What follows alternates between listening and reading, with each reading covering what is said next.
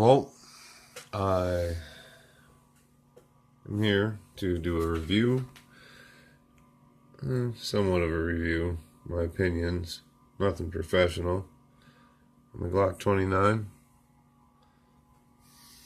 and mounted with a TLR-8, should be Streamlight's new light laser combination, released about 2 months ago, in February.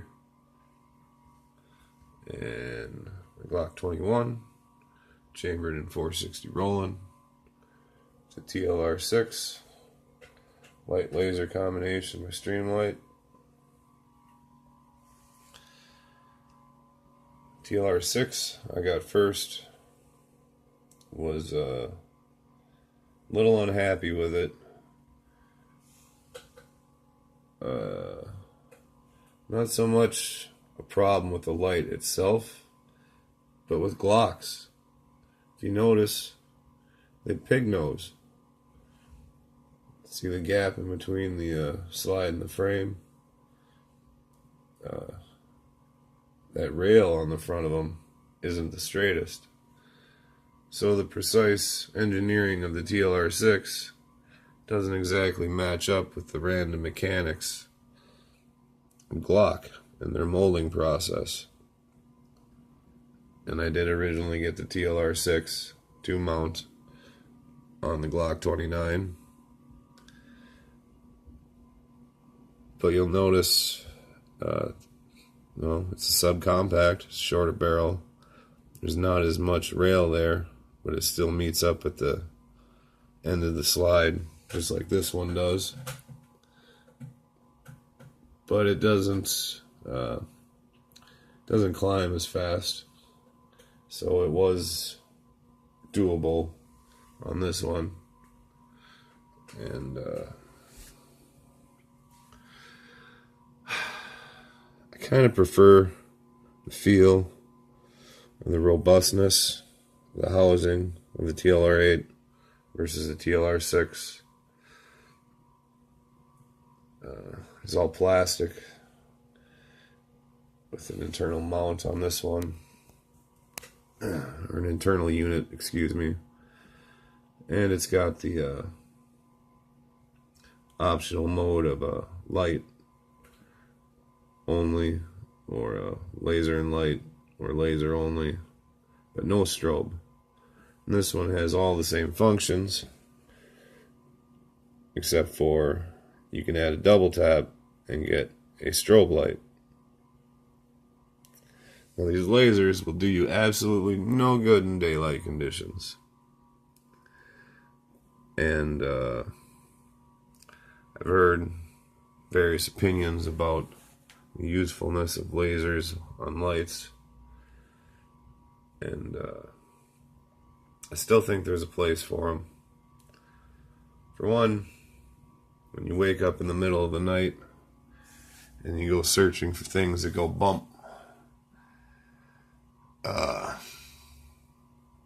I got really sensitive eyes.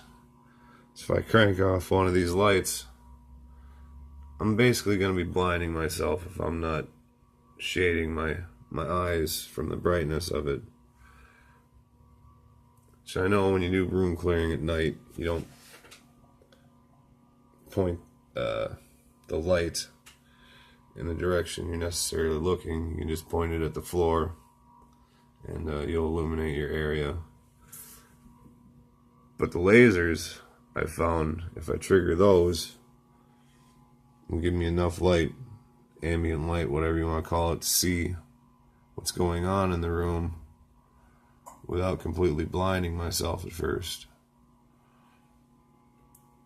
And, you know, you're not always going to be firing from the traditional stance. So, yeah, I think there's a place for them, and I like them.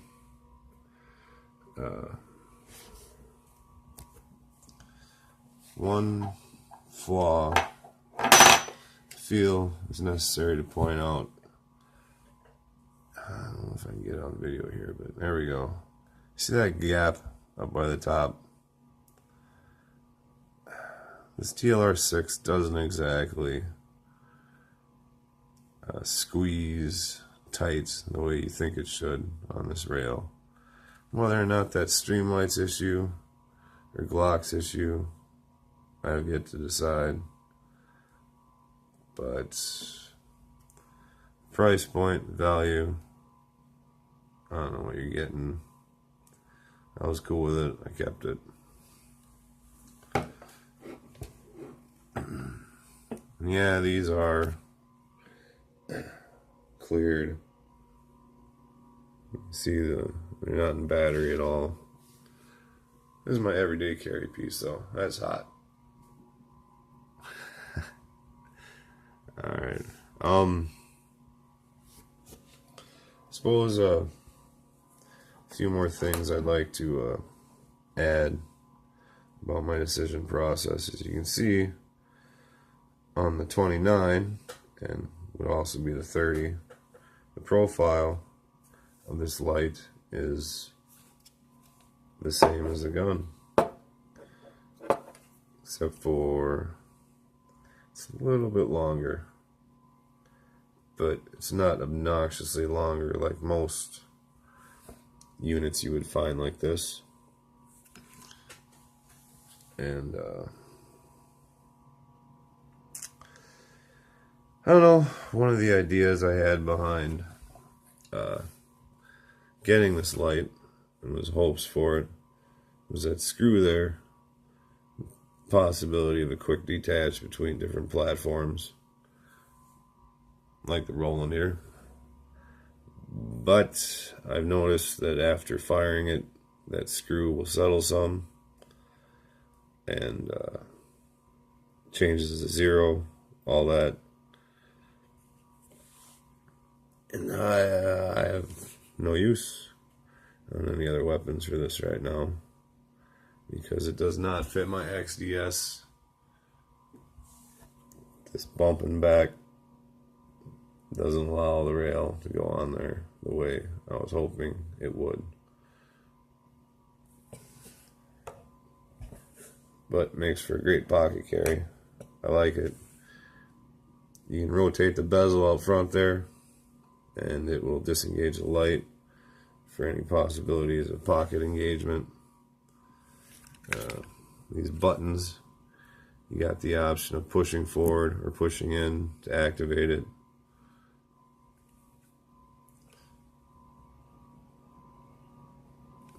Yep. Another note since I got you here about this Glock 29 I thought I'd add. I got kind of big hands, missing a bit of a digit, sorry for the grossness of that, but subcompact and is considered a 2-finger gun. But with my hands, it's not really an option. I can really pack them in there and maybe get two fingers on there, but I don't like that. So I started looking for Pearce grip extensions right away, which, don't get me wrong, the standard flat base, 10mm, surprisingly manageable. I was expecting a little more viciousness from this little guy, but I like the way it shoots. On to what I was getting at here, though, these grip extensions. Now, because of the similarity between the 30 and the 29, the mag wells are the same dimension. So these plates are made for 45 and 10mm. I've used them in the 21, chambered in the 45 or 460 Rowland,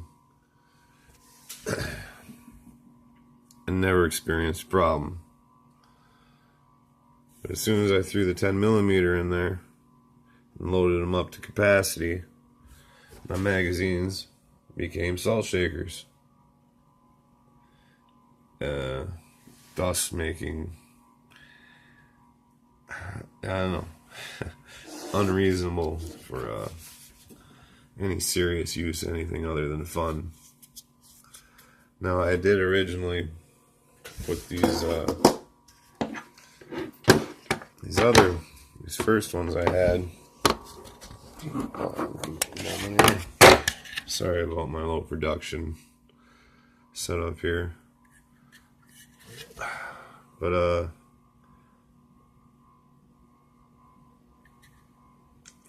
don't know.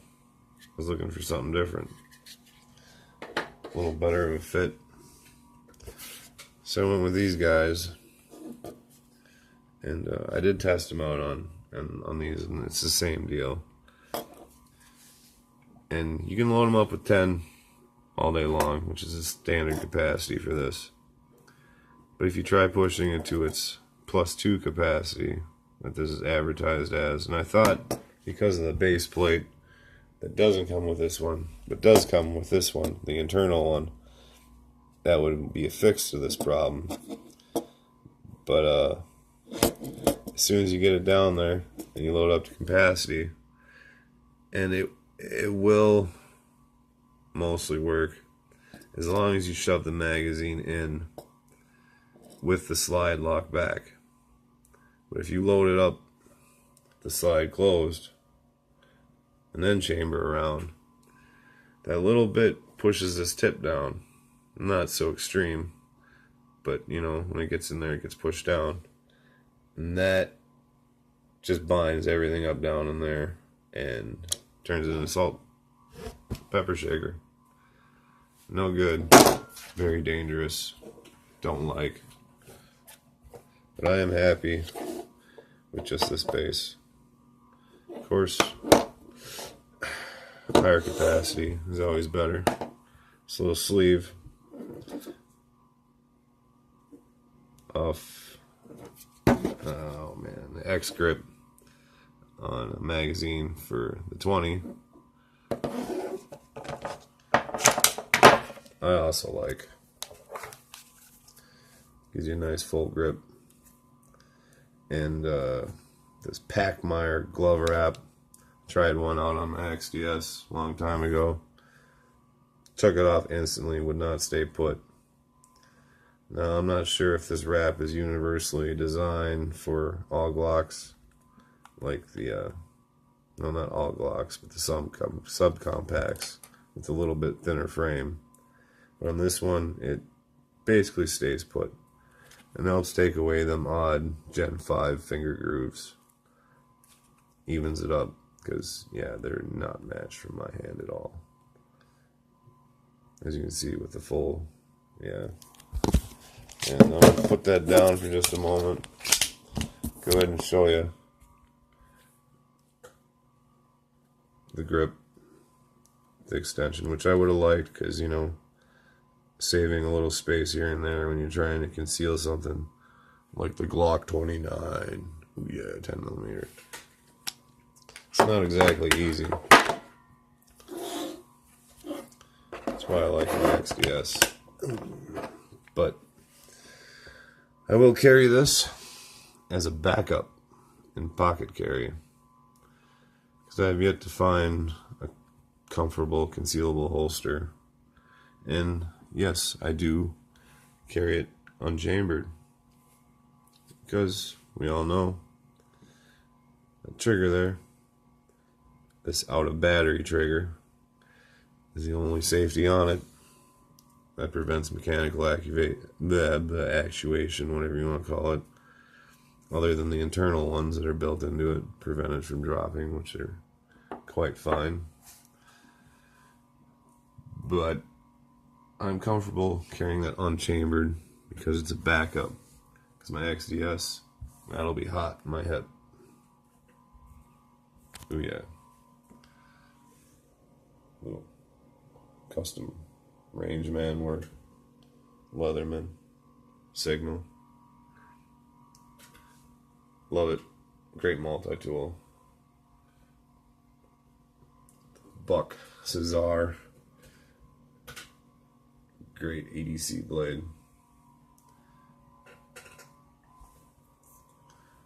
Since I got you here too, a little background. This is an ankle rig for med gear. It's got some basics. the Leatherman Raptor shears. I'll open this up for you quick. I mean, I'm going to do a better review later down the road. Some quick clot, some gauze, CPR face shield, Cat Gen 7 tourniquet, some gloves, size for my hands down in there, and 15 minutes. This is rambling. Thank you for being a proud American.